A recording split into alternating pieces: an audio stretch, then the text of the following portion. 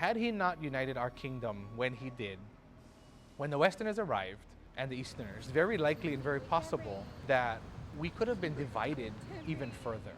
We might need a passport to go to Maui. He kupono no ka ho'omana'o ana I ke hanana kui ka wā me ke kahi ho'olaulea kui ka wā no. I think this year, because of the bicentennial and because of the research I did in the Hawaii newspapers, it was a perfect opportunity to bring us as a people back to our roots. O ke kahi mea I ho'i ho ia I ka hanana I ke ia makahiki, o ia ke kai ana o na aha hui a li'i mai ka hale a li'i o Iolani ai ke ki'i mua o li'i o Lani hale. They've been at lei draping since the inception of, and before it was called lei draping, it was ho'ohiwa kia Kamehameha.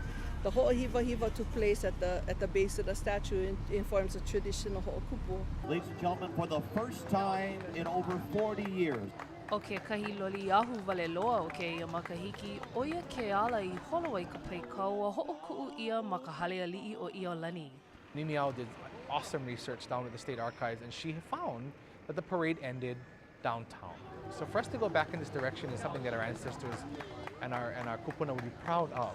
Ma ke ia ho'i kaika ana I ka ʻaʻau ku'una o na hanana, ua lino maoli no he mea kui ka wā ke ia ho'omana'o ana I ka mo'au kala o Hawaii, I mea e ho'omana'o mau I a koe I no.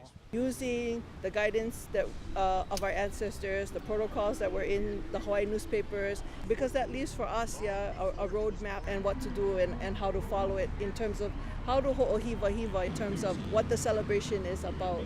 O wau no kei o Amy Kalili no Sunrise ma Hawaii News Now. Aloha.